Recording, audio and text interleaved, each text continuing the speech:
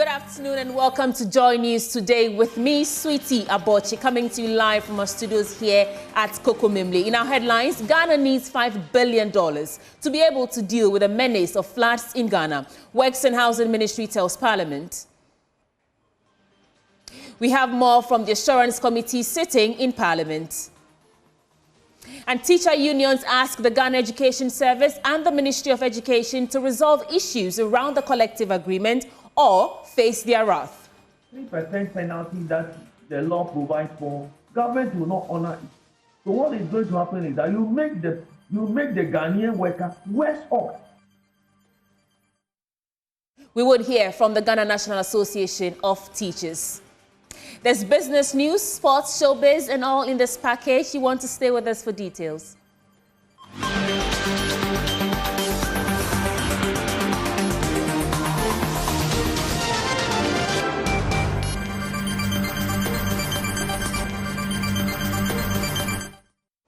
Many thanks for your time. This is Joy News Today. Details now. In our first story, 3 teacher unions are asking the Ministry of Education and the Ghana Education Service to pay allowances owed them. The teachers say they are yet to receive any allowances as stipulated in the signed collective agreement on May 24, 2024. They want the authorities to act swiftly to resolve the situation by the close of Monday, September 16, 2024. Thomas Musa is the General Secretary of the Ghana National Association of Teachers. Number one, regarding the pension issues we just raised, by law, when you deduct the workers, you deduct the percentage that ought to be deducted from the workers' salary. The 14th day of the ensuing month, you are expected to pay the money to the scheme that is in charge of that particular sector, or who is the scheme that the workers belong to.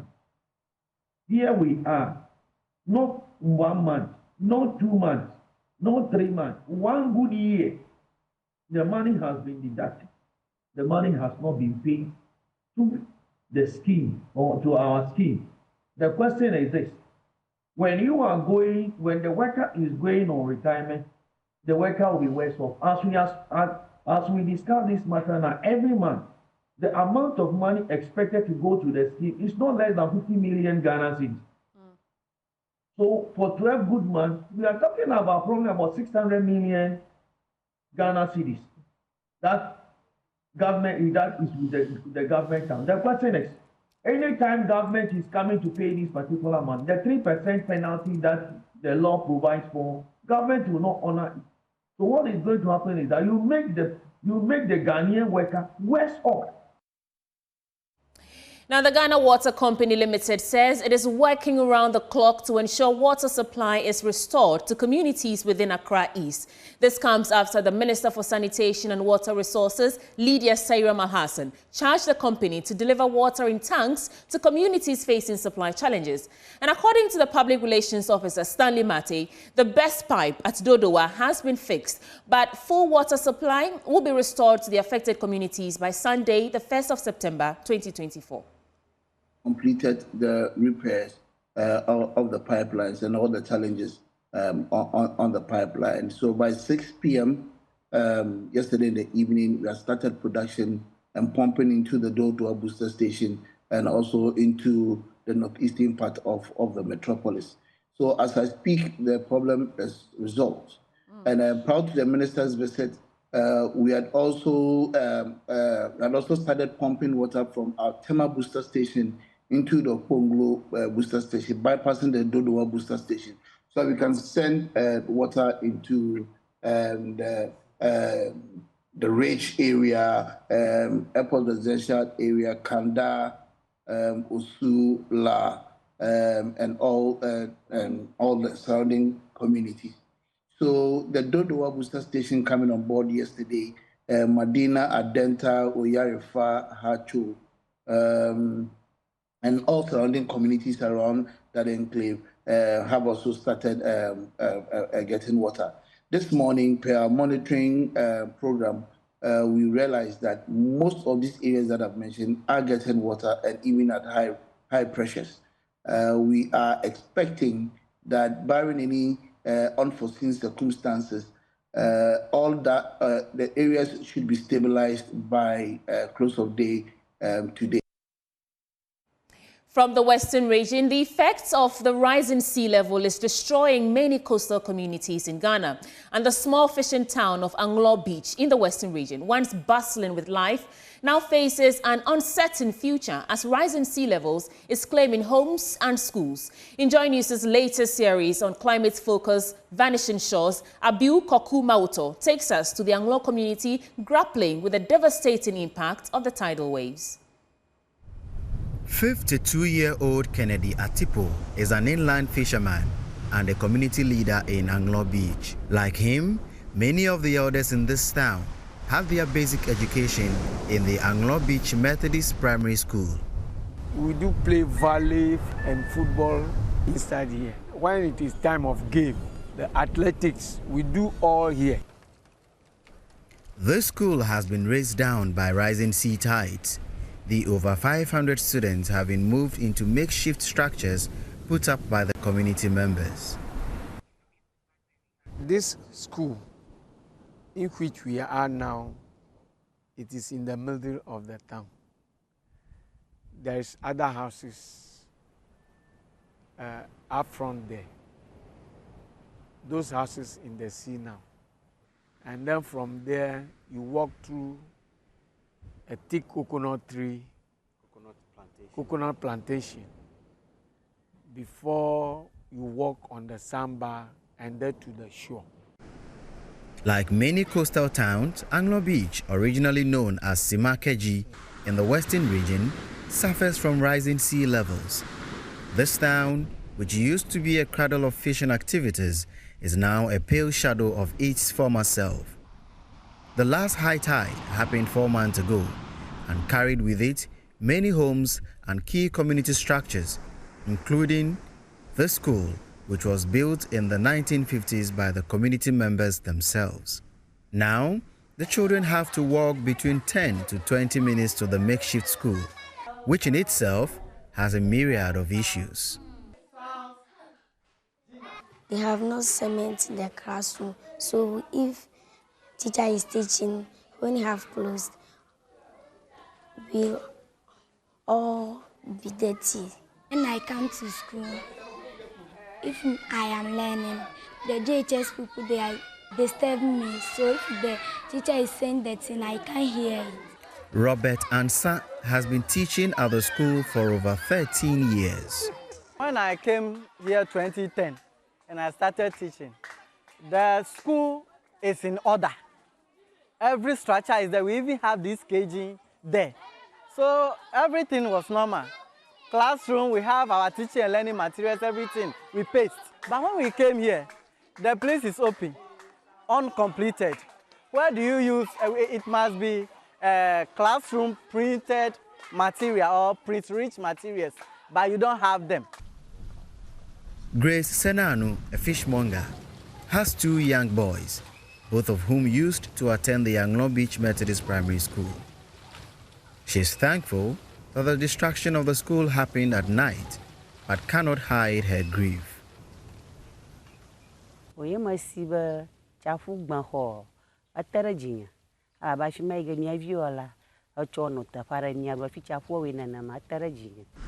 Christian Havon grew up in Songhor Beach. He attended the Methodist Primary School, and his child is there now. His voice echoes the plea of the entire community. Completely. For example, Christmas time room, they refuse to go. So our sea must be defended. Approximately 25% of Ghana's population lives in coastal areas. Between 2005 and 2017, rising sea levels claimed almost 37% of the nation's land area. The World Bank Group's Country Climate and Development Report for Ghana estimates that at least 1 million more people could fall into poverty due to climate change Anglo Beach has only one ask: support to complete and refurbish their new school as they wait for the government to build a sea defense wall for them. Climate Focus is brought to you by Joy News in partnership with Youth Bridge Foundation, bridging gaps for positive youth development, and the Climate Development Knowledge Network.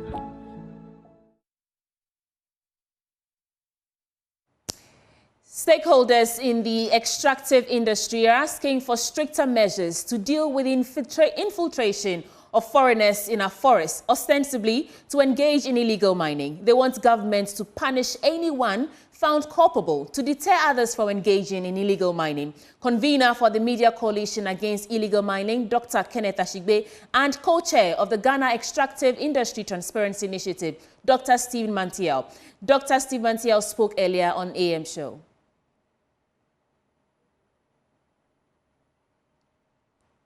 We need more staff, more personnel on the ground to better regulate. But having said that, let me quickly respond directly to why we have increased foreign presence in our small-scale mining sector.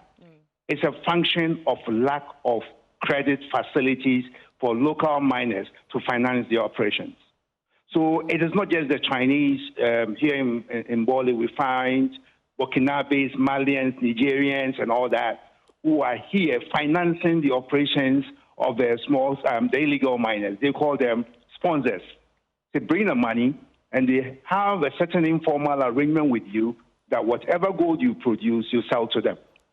And when they get the gold, they do not actually export the gold through approved channels, which is Kotoka International Airport. They are so close to the border here, Ivory Coast, Burkina. So they cross the border with it, and we lose all the revenue opportunities associated with the activity.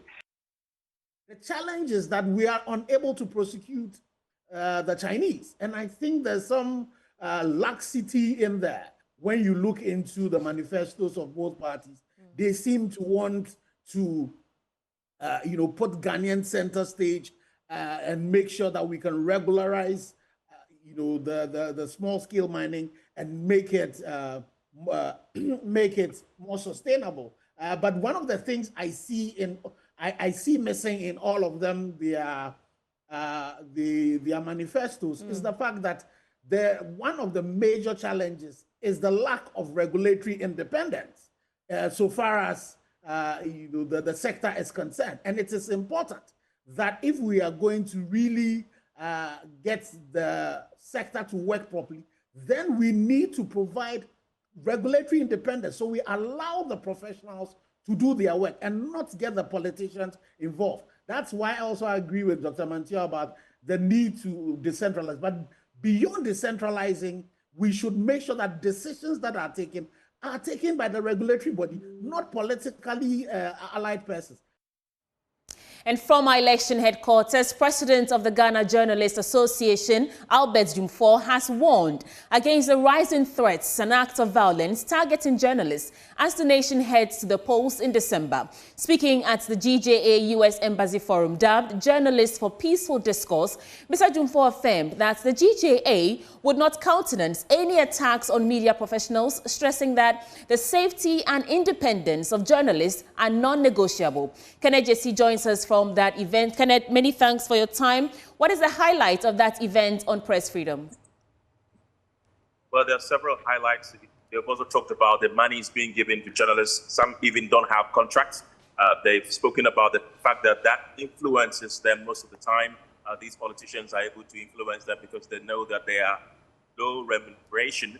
And then they also talked about the fact that when election is approaching, all the targets tend to be journalists. The politician tends to target the journalist.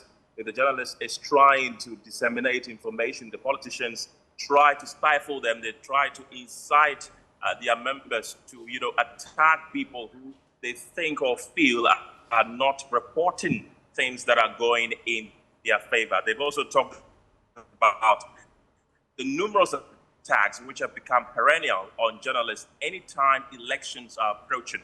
In fact, we've had one journalist who says that she has refrained from reporting on election-related issues because of the attacks she suffered in the 2020 election. So Basically, this forum is about enhancing the journalist reportage in election seasons, trying to tell the politician that the journalist is not your enemy. And also, they've been advising the journalists to be professional in the discharge of their duties. They should not be influenced by politicians or any other high authority. They've also spoken about the fact that most of the media houses in the country are owned by political actors, and they dictate how some of their editorial policies in these media houses should go. So they tend to, lean towards that political party's, interest instead of being professional and being neutral. So these are some of the discussions that are currently going on here at the Coco North Group Hotel, collaboration between the Ghana Journalists Association.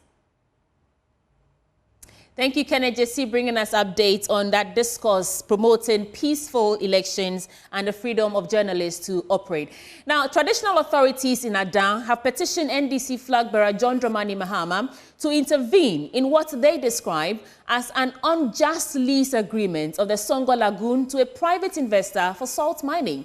The NDC flag bearer continues with his tour of the region today, and Maxwell Akbagba joins us. Maxwell, you have been embedded in the Mahama campaign. What can you report from his activities at Adan?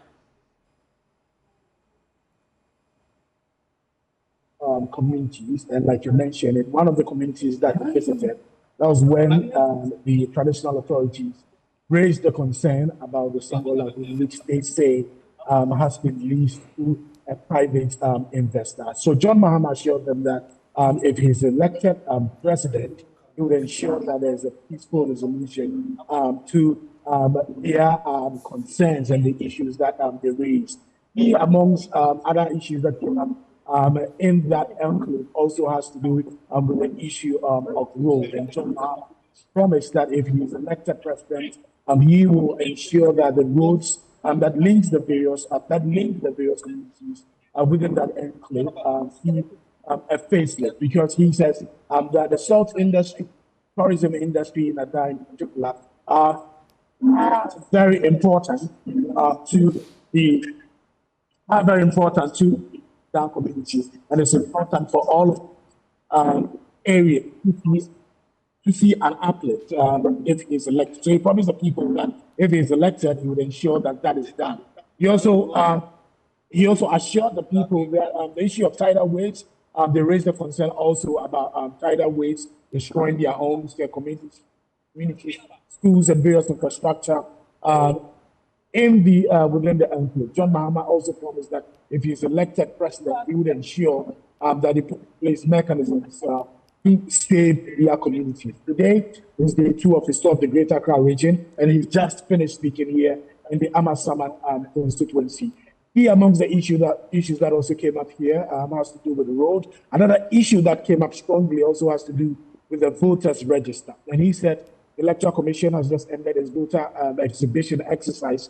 The NDC, he says, has noted some serious anomalies that he says can affect the integrity of the election. So he's urging the Electoral Commission to set up and fix those anomalies. He says for any peaceful election to happen, the voters' roll, the voters' register, must be credible. And he's urging the Electoral Commission to set up and fix all the anomalies that have been detected before the elections. He says the NDC is a peace-loving party and that they will do everything to ensure peace, and that the Electoral Commission should also put in place mechanisms to ensure that the elections are free, fair, and credible. Maxwell Agwagba there, thank you so much for bringing us those details. And still on the NDC, the National Democratic Congress has indicated it has identified several irregularities in the voters' register in the Volta region during the just-ended exhibition exercise.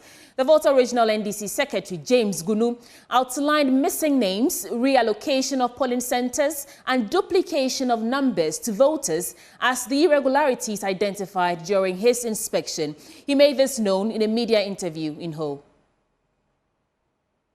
Ended voters register exhibition exercise was characterized by low voter turnout in the Volta region. Statistics gathered by JoyNews at some centers in the whole central constituency suggest that just about 30% of names on the register were checked. However, the Volta Regional NDC Secretary, James Gunu, outlined missing names as a major irregularity identified during the exercise. It will be too, costly for this nation if the Electoral Commission, go on that tangent, where on election day, people will go to the polling station and they will not find their names in the register as it happened in the 2020 elections. He also pointed out the reallocation of polling stations to voters and the duplication of voter identification numbers as other issues identified. If the EC just decides that, okay, you go here and vote, whilst I have no knowledge of that, and on election day or during exhibition time like this, then I have to be going around the entire region or the constituency, that is not the fine. The EC must be fine or fair to the electorate. Mr. Gunu finally requested the EC to furnish political parties with the register early to give them ample time to scrutinize it. The Electoral Commission should not mess up this register, because if we want to have free, fair, transparent and credible election, it must begin with the voters' register. And on a similar issue, the voter exhibition exercise just ended in the Ashanti region with low turnouts at various exhibition centers. After 7 days of displaying the voter album at the over 7,000 police stations in the region, only a handful visited the centers to confirm their details. But the Electoral Commission is convinced the majority of prospective voters who failed to visit the centers have confirmed their details through the digital platforms. Emmanuel Bright-Kweku monitored the situation in the region and has filed this report. 0.8 million prospective voters registered onto the voters' roll for the December elections. But after a week of the voter register exhibition, turnouts at various polling stations have not been encouraging. This centre in the Fulcrum constituency did not see the majority of its listed voters. On the last day of the exercise, only 40 of the 431 people in the voters' album had turned up to confirm their details. There has been a low turnout, and then since we started last Tuesday to today, we've had just 40 people. We were expecting 431 people to come. Most of them be checking our phones.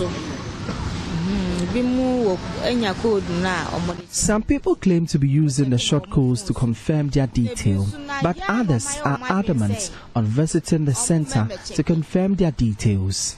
As election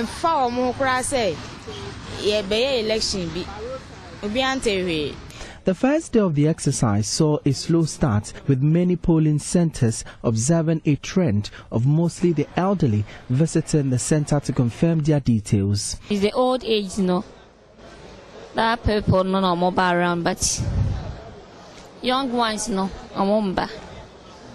from mine is from 60 upwards, 4 female and 2 male.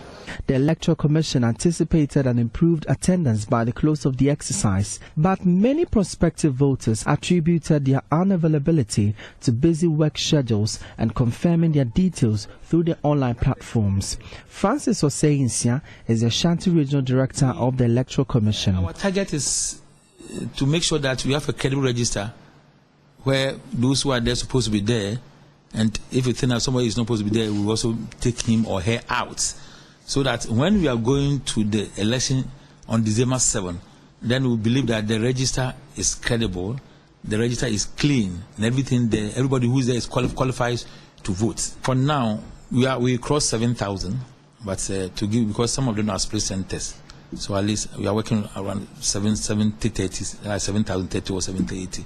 But we will get, Commission has a way of splitting and merging. So after this exercise, they will give us figures that we are going to use for the December 7 elections. For Joy News, my name is Emmanuel Bright-Kweku. Emmanuel Bright-Kweku is with us on Zoom for a quick chat. Emmanuel, thanks for joining us. And earlier we saw the report from the Volta region, also characterized by low turnout, as you have reported from the Ashanti region. But give us a wrap of the key issues to note from the just ended exhibition exercise. Sweetie, generally, as you rightly mentioned, the turnout has been low from the beginning of this particular exercise, from the first day throughout the 7 days that it was conducted in the Ashanti region. Well, on the first day, they were hoping that it was going to be that way, but following the following days, the EC officials were hoping that at the end of it all, they would get a lot of people coming on board. But when you go to the various centers, averagely, you should find just about 40 people checking their details out of the hundreds that were supposed to actually troop to the center to check their names. And as the report rightly captured, some of them cited reasons of being engaged in their work and also using the online platform to actually confirm their details. Well, others are also not really ready to go and check their details, spanning from the fact that they know rightly that their names are captured. But what we observed throughout this exercise was that all the polling centers I've been to, I did not cite any polling agent from either of the parties seated there to confirm the people who are coming or to note down the number of people who have come to the center to ensure that these discrepancies are not so much recorded. That's what I cited in the area. But we have not really had any thing from the EC. The EC is here to speak to us on how this particular exercise fared in the region. And so, Sweetie, this is what happened in the Ashanti region. It's Kweku. Thank you so much for joining us. And you know that we'll keep you updated and informed. We are your election headquarters. In other stories, the Community Mining League reports issued by the Center for Democratic Development is raising concerns that local communities from which mineral resources are mined do not receive the constitutionally required 10% of royalties for their development. In partnership with the Ford Foundation, a report committed into the trend reveals that there is lack of transparency on revenue collection of mineral resources and its utilization. As CDD says, more work ought to be done to promote transparency. Blessed Soga joins me for more on this. Blessed, what more can you add to the story?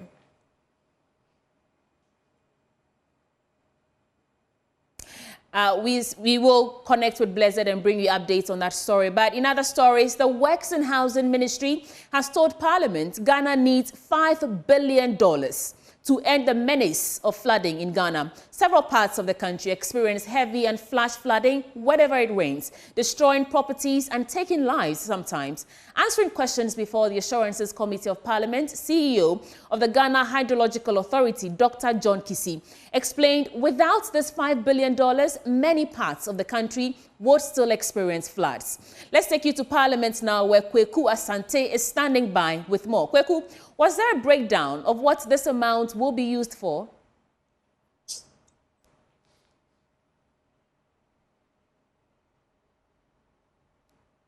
Kweku Asante, was there a breakdown on what this amount will be used for? Right. Well, no breakdown has been provided by the ministry, but they see that it is crucial that this $5 billion do come in to make the Greater Accra region and other parts of the country quite resilient to withstand flooding. According to the CEO of the Ghana Hydrological Authority, Dr. John Kisi, this is so crucial, and his minister, Kojo Ponkruma, has been backing him up as to how important this is to get. The committee chairman has been exclaiming, given how $5 billion is huge, given Ghana's troubles with budgetary financing. And so those are concerns the committee have expressed. It is clear that the government does not have $5 billion now to spare to go and deal with flooding issues. But questions have come up as to whether or not government is committing itself to dealing with this matter, or these are issues that have just come up. And yesterday, we saw that report of a fire outbreak that affected parts of the Job 600 building. Has full work resumed in Parliament, in that part of the building? Well, yesterday, the clerk to Parliament did put out a circular urging members of Parliament and staff not to go to the Job 600 building because of the fire situation. This morning, that situation has been remedied. In fact, MPs and staff are back in the Job 600 and working. In fact, in this committee room, the Government Assurance Committee is currently sitting. What we do know now is that the part having to do with the fire outbreak has been cordoned off whilst investigation proceeds to find out exactly what caused the fire. But the Job 600 building has been opened back to the general public and members of parliament as well as their staff who are back in there working now. Kwekwa Sanse, thank you. Reporting live from Parliament House. Thank you for bringing us those details. Now let's take a short break. We'll return with business news. Stay.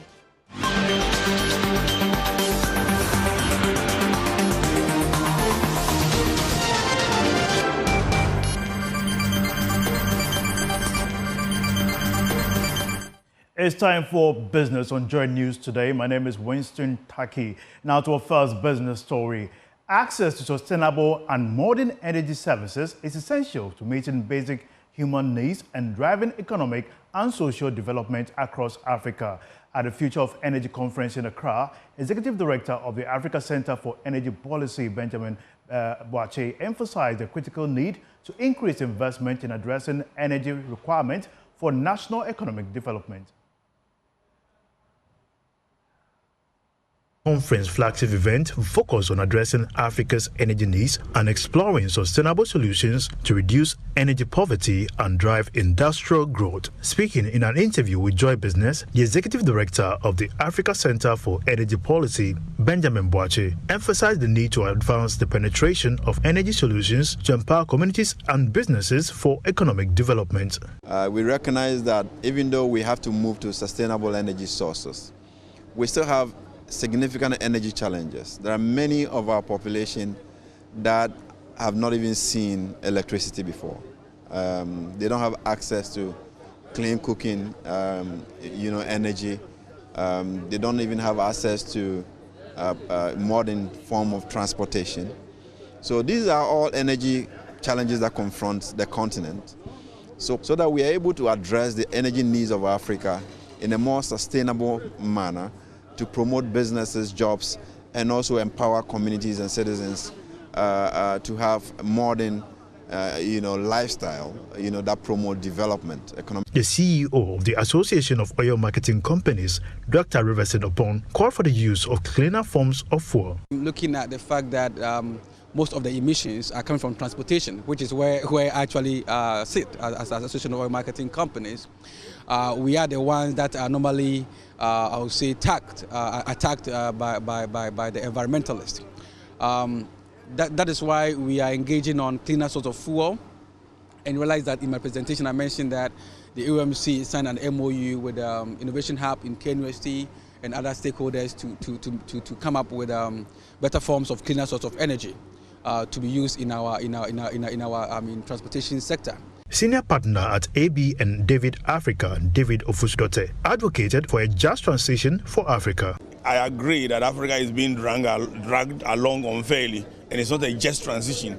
And therefore, we need to fight for a just transition, because we don't contribute as much to the pollution as the rest of the world who cause the problem that we have to deal with.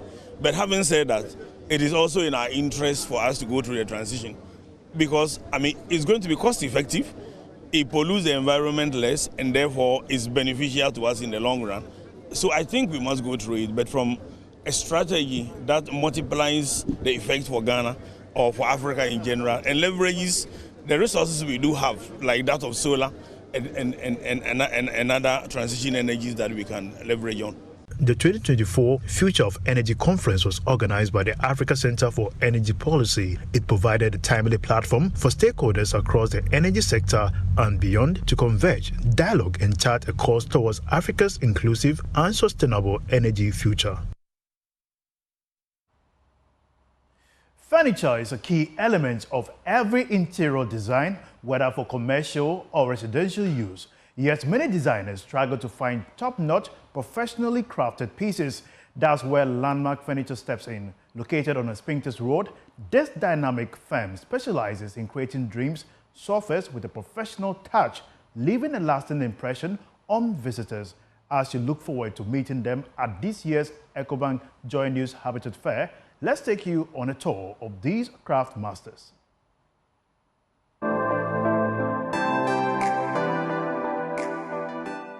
Hello, welcome to Landmark Furniture. Here at Landmark Furniture, we are into production and sales of top-notch sofas. Come around, let me show you what we have to offer.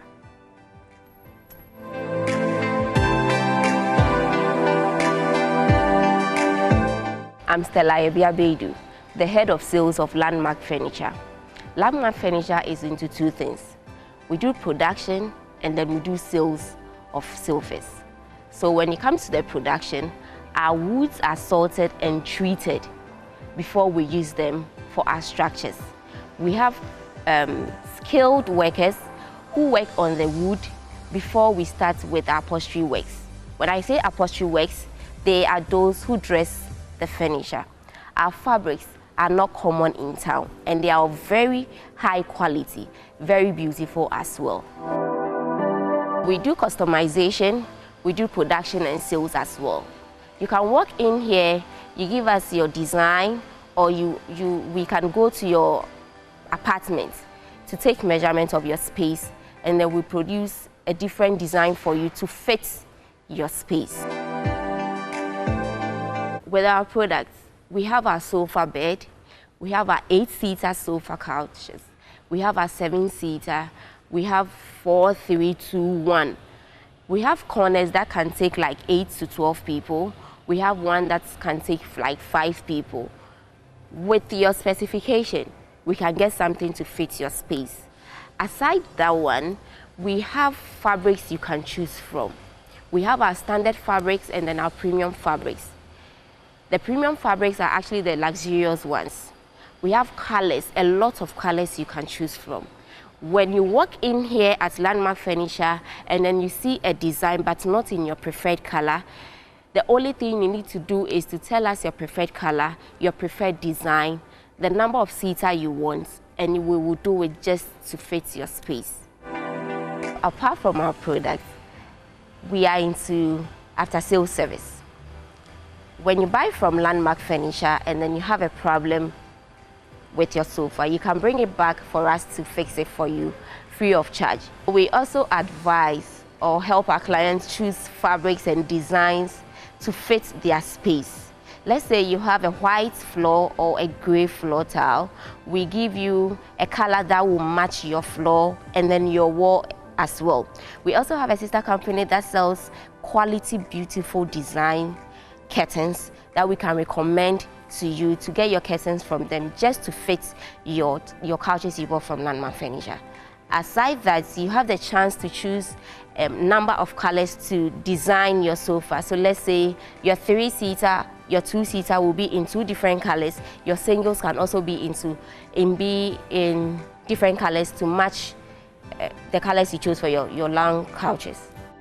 Because they are made here in Ghana, and we treat our woods very well before using them, you can give us the number of years as guarantee because we can boldly say that it will last very long before it gets damaged or destroyed. We use high-density foams for our seats and that's of the arm.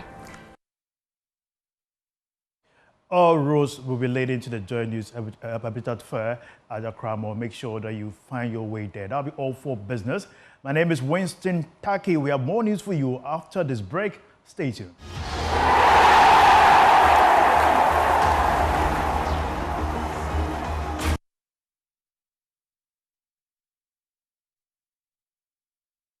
Muftau Nabila Abdullah, illegal practice now. Kwame Owusu Danso has petitioned the Office of the Special Prosecutor to investigate Ghana's expenditure of the African Games 2023. Ghana hosted the event and it was reported about $245 million was spent on organizing the competition.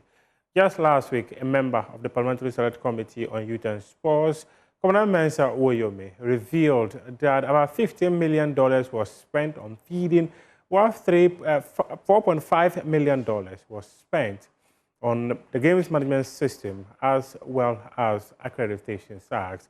And Kwame Danso wants the special prosecutor to investigate these matters.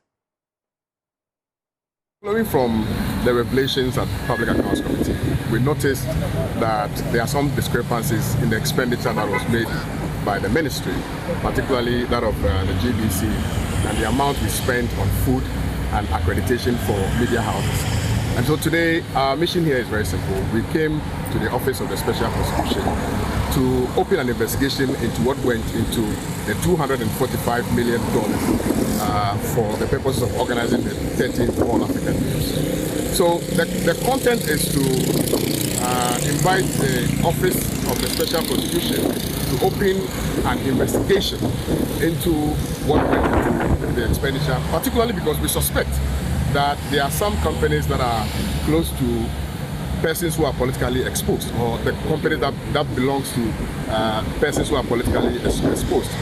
Also, we have noticed that there are some procurement breaches in the selection of the persons who were given, the jobs to organize, first for the All-African Games, and also in selecting the companies for the broadcasting of the event and the food, and etc. So that is why we came today to invite the office to investigate into what went into the $245 billion that was used for the purpose of organizing the All-African Games. I think that every Ghanaian citizen is interested in accountability. And I want to believe that the office was set up for the purposes of ensuring expeditious accountability. And so I would not want to give them any ultimatum, but I know that they have the interests of the good people at heart, and they must do what is right by their conscience, and they must do what is right by the laws of this country. To that end, I expect that they get back to us as soon as possible.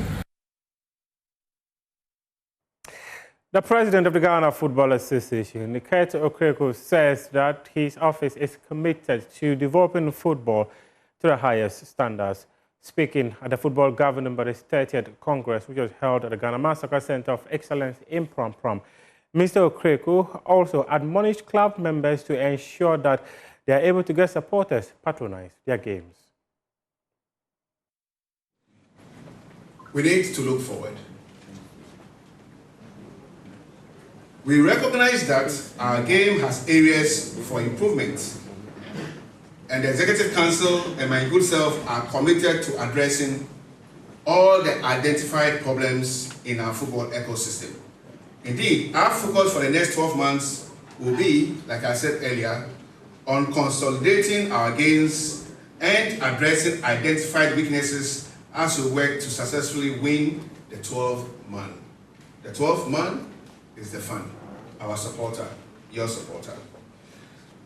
Our key objectives for the year would include the following: bring back the 12th man, that's our fans, by creating an attractive product and enhancing fan engagement, focusing on youth development through initiatives like the Inter-District U15 and U17 festivals, continue to invest in referees through training and development programs, improving coach education, and of course, enhancing engagement with all key stakeholders to foster a sense of unity and cooperation. To achieve these objectives, we will implement various strategies, including enhancing club licensing standards to ensure compliance with CAF and FIFA regulations, investing in marketing and promotions to increase visibility and attract new fans, introducing new TV and radio partnerships to expand our reach. That's your sports for now. We do have more sports stories on myjoyonline.com.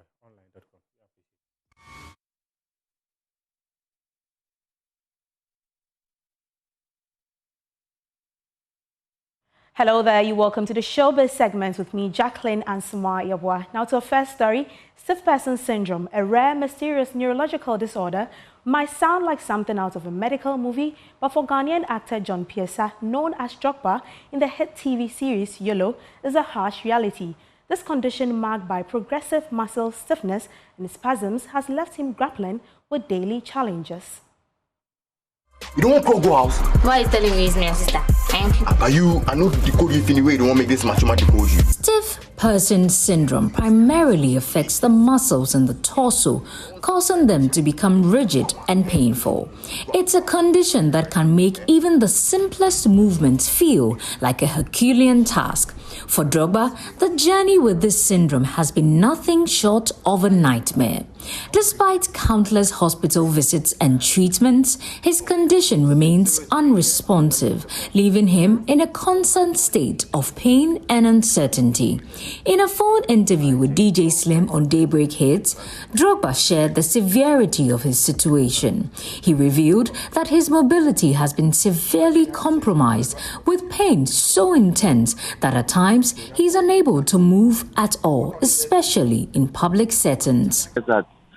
Anytime I go to the hospital, I don't respond to anything. So that's where they got to know, okay, I'm suffering from stiff person syndrome. And it took them like 4 months to diagnose me. Because that symptoms, that diagnosis is very hard to diagnose. Like you wouldn't, they would think it's MS. They would think it's DMLS. They would think it's everything. But the main thing is stiff person syndrome. So kind of like, because they say anytime I sleep, according to them, you cease to breathe at some point. Yes, and when I sleep, I cease to breathe. Like let's say within 30 minutes, I can go off. I mean, every day I'm in pain. That's the whole thing. I'm no more about that. If you are talking about mobility, I'm not, because I find it very difficult to bath, to kind of like use the washroom, those kind of things. I find the issue is when I go to public, I can't even move. The most chilling part of his story is when he described how in his worst moments, it feels like only his heart is still functioning, underscoring just how serious his condition is. My heart will just be the only thing beating, and I'll come back again, I'll sleep again. So me, I didn't know what to. I went to check and they saw the issue, and they said that it's related to the stiff person syndrome thing. It can relate to that, because most people who normally go through that thing are more bigger people, like very extremely big. Yes, the stiff person syndrome affects your brain, affects your spinal cord. His story is a sobering reminder that behind the screen, our favorite stars face real-life challenges. We're all hoping Drogba finds relief and strength in the days ahead. George, it's get girlfriend. It's not get girlfriend. It's get girlfriend. La chat, it's not get girlfriend. Hey, it's not get girlfriend. On that note, is a wrap for the showbiz segments with me, Jacqueline and Samayawa. Over to you, Sweetie Abochi. Thank you, Jacqueline, and our sincerest sympathies to Drogba, wishing him a speedy recovery. Now, for more news, log on to myjoyonline.com, where you find the latest stories, including on the scrapping of e-levy COVID tax. It will cause governments to lose 7.7 billion Ghana cedis in 2025.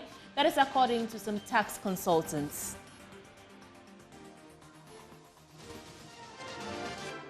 My name is Sweetie Abochi. Many thanks for your time. It's bye for now.